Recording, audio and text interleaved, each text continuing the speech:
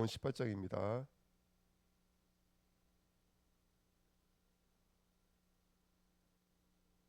15절 17절입니다. 마태복음 18장 15절 17절입니다. 같이 읽겠습니다.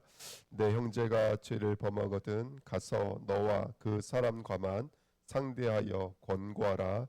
만일 들으면 내가 내 형제를 얻을 것이요 만일 듣지 않거든 한두 사람을 데리고 가서 두세 증인의 입으로 말마다 확증하게 하라. 만일 그들의 말도 듣지 않거든 교회에 말하고 교회의 말도 듣지 않거든 이방인과 세리와 같이 여기라. 아멘. 하나님 감사합니다. 오늘도 주님의 음성이 들려지는 시간 되게 하옵소서. 그리스도 예수의 말씀이 들려지고 나의 삶이 주님과 온전히 연합된 삶이 되어지도록 이 시간 성령으로 역사해 주옵소서. 감사드리며 예수 그리스도의 이름으로 기도하옵나이다. 아멘.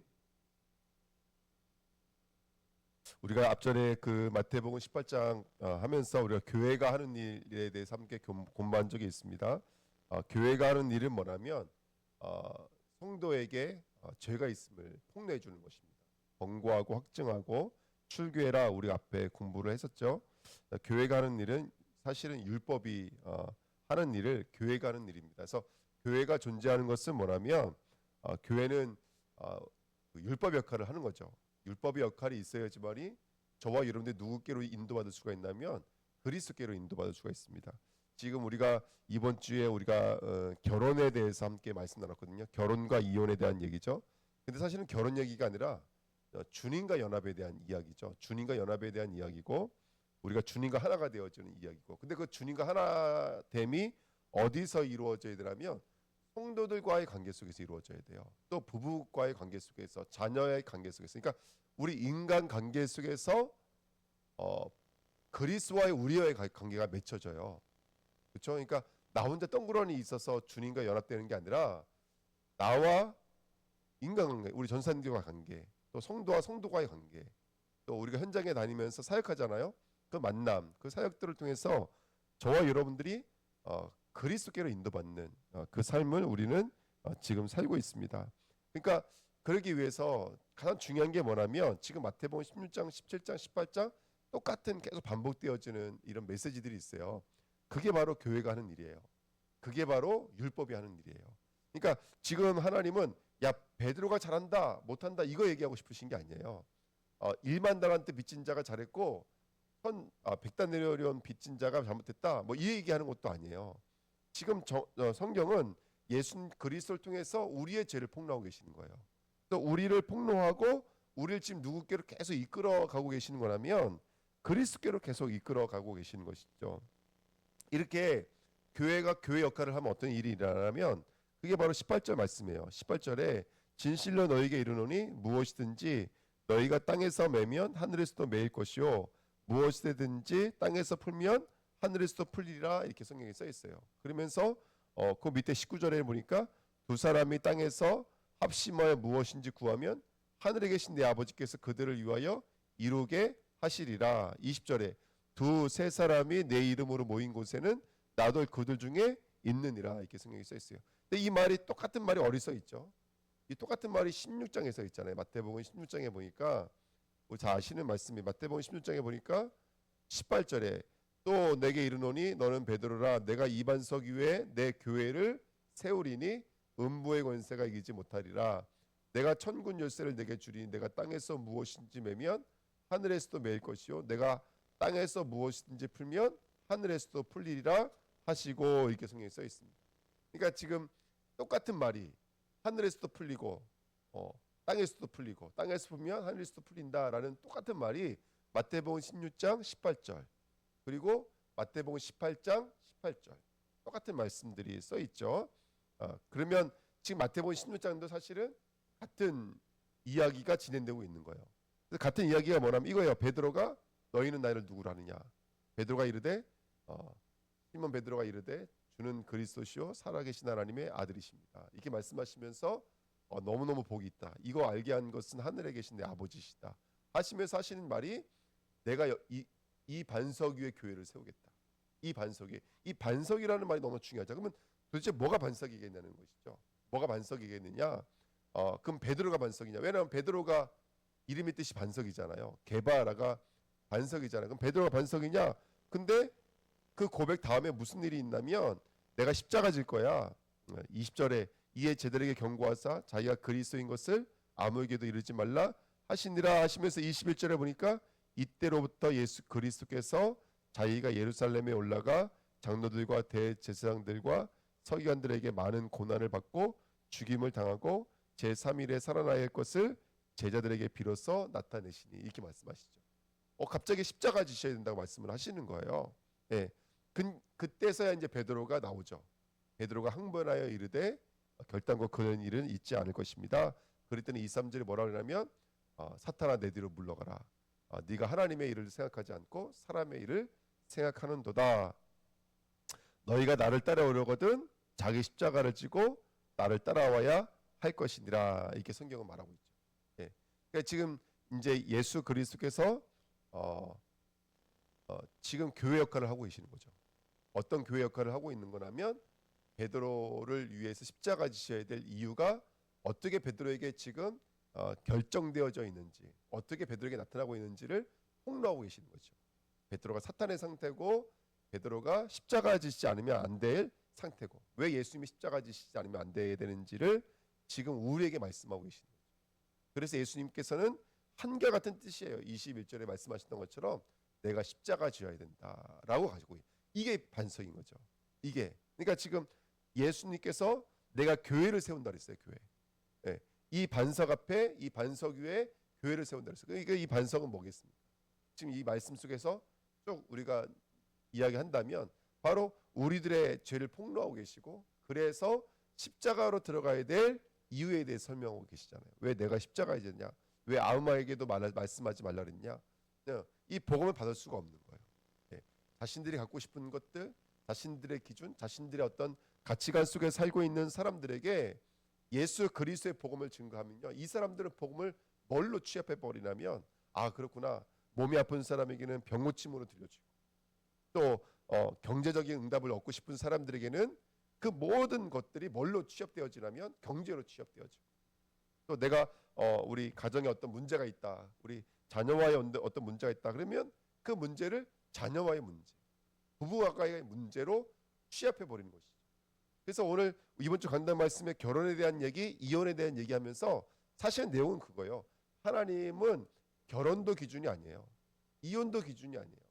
하나님의 기준은 예수와 우리와 하나가 온전한 하나가 되어지는 것인 거죠. 그거를 결혼을 통해서 배우길 원하십니다. 결혼을 통해서. 예. 그러니까 저와 여러분들 이 땅에서 그걸 배우는 것이죠. 예. 내 진짜 신랑은 예수님이시다. 이거 하나 배우는 거죠. 이거 하나 배우는 거고 내 진짜 신부는 예수님이시다. 이거 하나 배우는 거예요. 예. 똑같아요. 마태복음 10장 20절 보십시오. 마태복음 17장 20절도 이르시되 너희 믿음이 작은 까닭이니라 진실로 너희에게 이르노니 만일 너희에게 믿음이 겨자씨 하나만큼만 있어도 이 산을 명하여 여기서 저기로 옮겨지리라 하면 옮겨질 것이요 또 너희가 못할 것이 없느니라. 이게 바로 하늘 문을 여는 거잖아요. 네가 땅에서 매면 하늘에서도 매고 네가 땅에서 보면 하늘에서 풀리라. 똑같은 거예요. 귀신도 쫓아내고 산도 옮기고 거기다가 못할 것이 없다. 이게 바로 하늘 문을 여는 것이잖아요.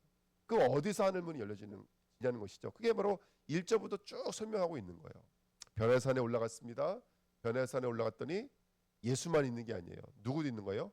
엘리야도 있고 그 다음에 모세도 있는 거예요. 이게 누구의 마음에 있는 그림이라면 베드로 마음에 있는 그림인 거예요. 이게 바로 베드로의 삶인 거예요. 베드로의 인생인 거예요. 베드로의 인생, 베드로의 삶에는요 예수도 있지만 모세도 있고 엘리야도 있는 거예요. 마태복음 16장에는요 예레미야도 있고 세리완도 있고 선지자들도 있는 거예요. 이게 다 이스라엘 사람들의 마음인 거예요. 우리도 마찬가지인 거예요. 우리도 마음속에 뭐가 있습니까? 예수도 있지만 뭐도 있죠? 내가 있잖아요. 나라고 하는 존재가 있는 거예요. 내 가치관, 내 기준, 내 세계관들이 내 안에 깊이 아주 뿌리를 내리고 있고 거기에 반석이 돼서 자리를 잡고 있는 것이죠. 이게 우리인 거예요. 예. 근데 3절에 뭐라 그러냐면 그때 모세야와 엘리야가 예수와 더불어 말하는 것이 그들에게 보이거늘 이렇게 말합니다. 이 세 사람이 뭐에 대해서 말하고 있었대요. 근데 뭐에 대해서 말하고 있었냐고 보니까 별세에 대해서 말씀하고 있어요. 내가 이것 때문에 온 거야. 너희들을 여기서 끄집어낼 거야.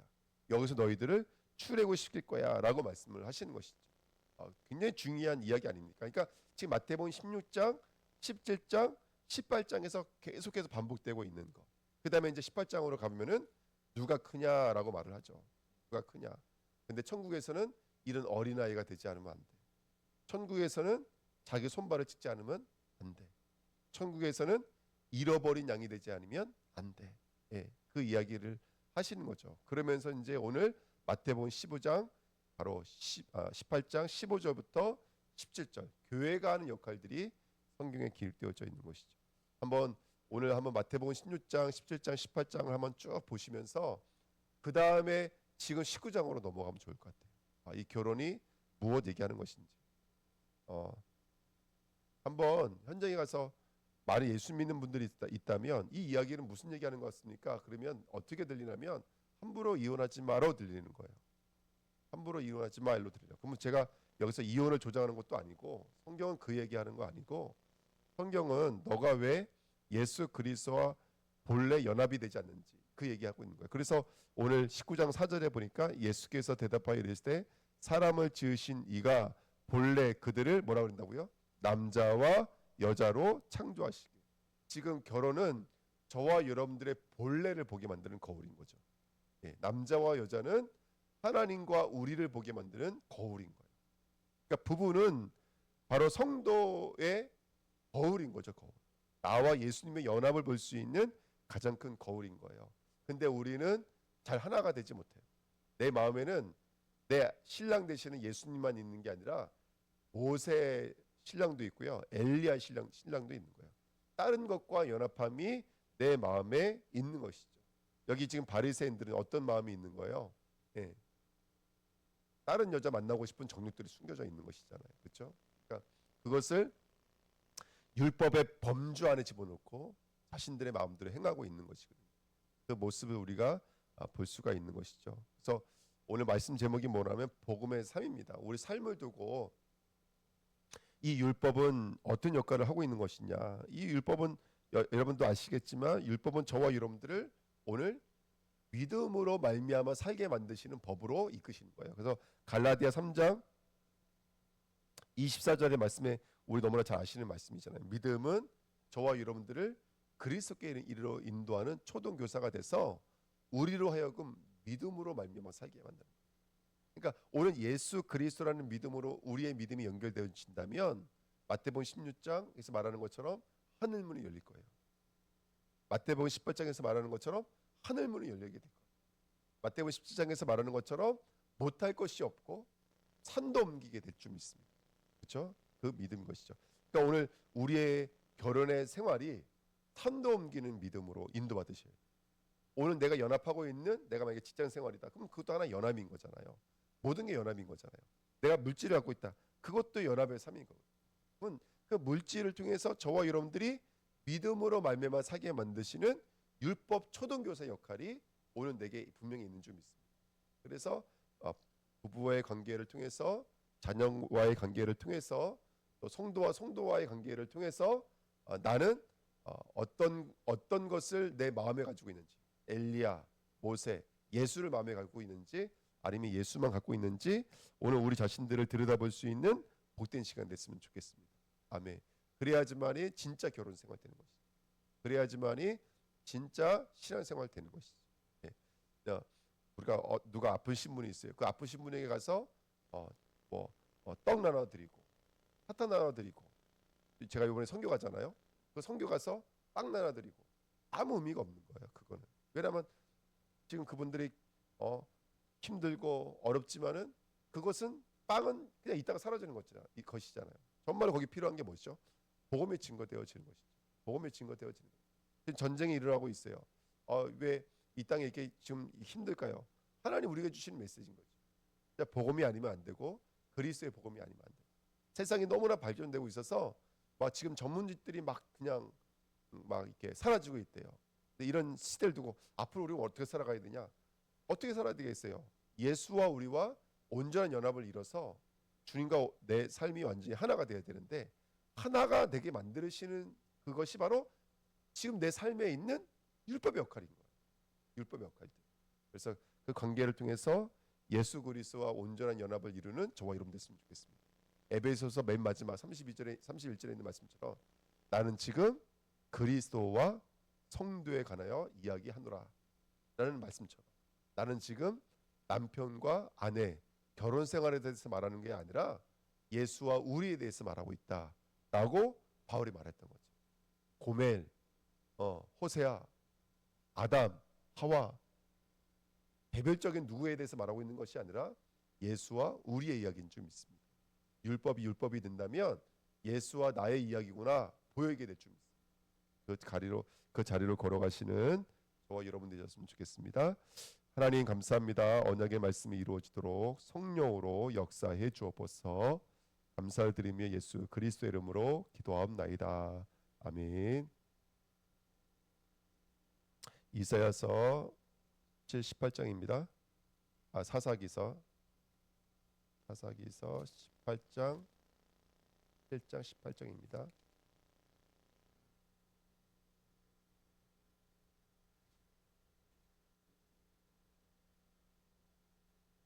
에브라임 삼지에 미가라 이름하는 사람이 있더니 그의 어머니에게 이르되 어머니께서 은 1,100을 잃어버리셨으므로 저주하시고 내 귀에도 말씀하셨더니 보소서 그 운이 내게 있나이다.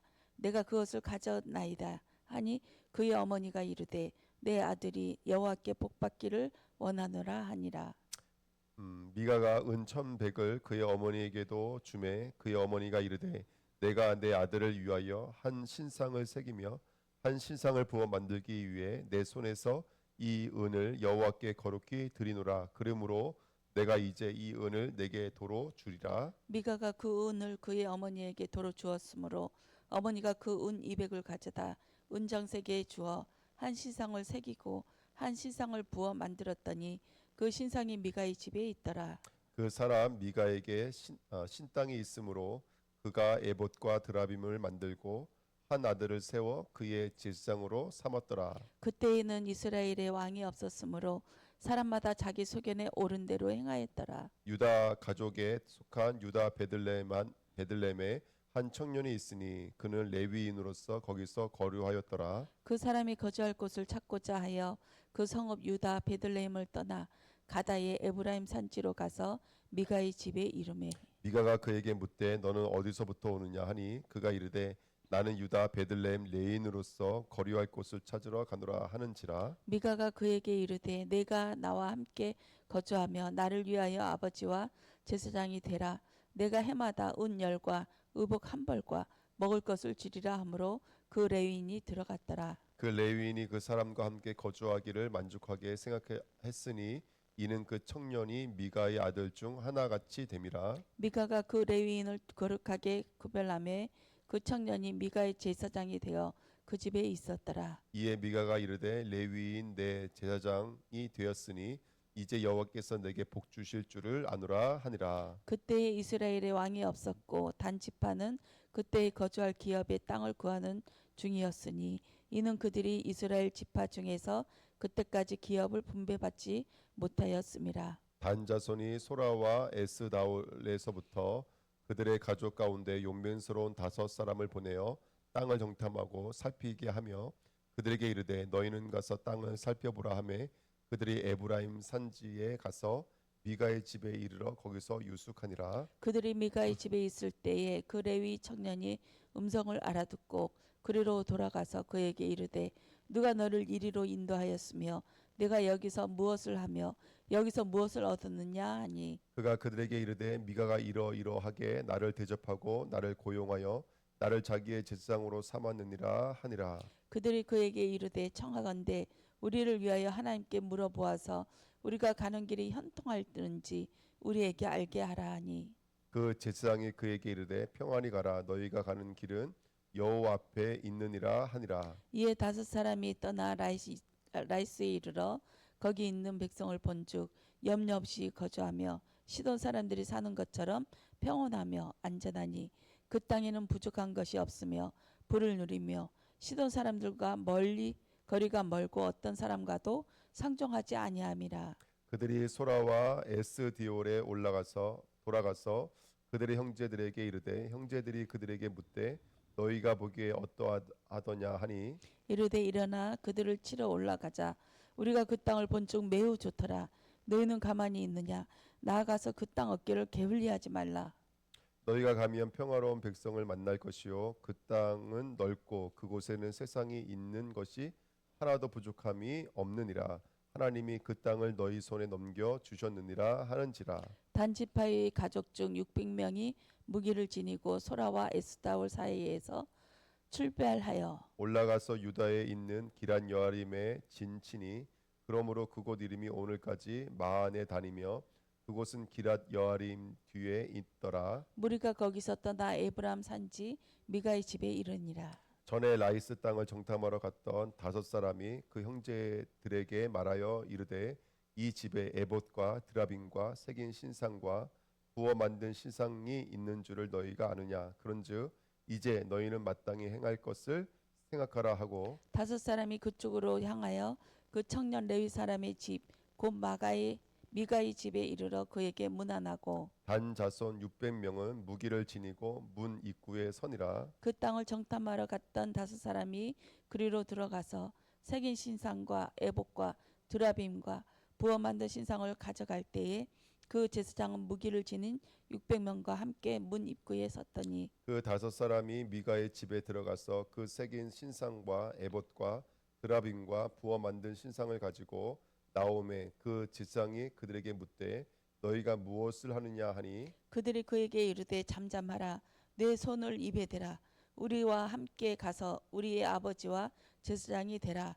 내가 한 사람의 집이 제사장이 되는 것과 이스라엘 한 지파 한 족속의 제사장이 되는 것 중에서 어느 것이 낫겠느냐 하는지라. 그 제사장이 마음이 기뻐하여 에봇과 드라빔과 새긴 우상을 받아 가지고 그 백성 가운데로 들어가니라. 그들이 돌이켜서 어린아이들과 가축과 값진 물건들을 앞세우고 길을 떠나니 그들이 미가의 집을 멀리 떠난 때에 미가의 이웃집 사람들이 모여서 단 자손을 따라 붙어서 단 자손을 부르는지라.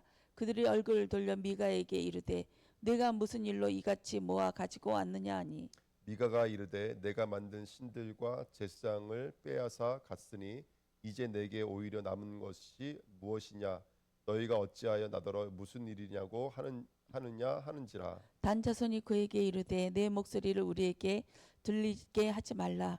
노한 자들이 너희를 쳐서 내 생명과 내 가족의 생명을 잃게 할까 하노라 하고 단 자손이 자기 길을 간지라. 미가가 단 자손이 자기보다 강한 것을 보고 돌이켜 집으로 돌아갔더라. 단 자손이 미가가 만든 것과 그 제사장을 취하여 라이스에 이르러 한가하고 걱정 없이 사는 백성을 만나 칼날로 그들을 치며 그 성읍을 불사르되 그들을 구원할 자가 없었으니 그 성읍이 베드로홉 가까운 골짜기에 있어서 시온과 거리가 멀고 성종하는 사람도 없음이었더라. 단 자손이 성읍을 세우고 거기 거주하면서 이스라엘에게서 태어난 그들의 조상 단의 이름을 따라 그 성읍을 단이라 하니라. 그 성읍의 본 이름은 라이스였더라. 단 자손이 자기들을 위하여 그 새긴 신상을 세웠고 모세의 손자도 게르솜의 아들인 요나단과 그의 자손은 단 지파의 제사장이 되어 그 땅 백성이 사로잡히는 날까지 이르렀더라. 하나님이 집이 실로에 있을 동안에 미가가 만든 바 새긴 신상이 단 자손에게 있었더라. 아멘.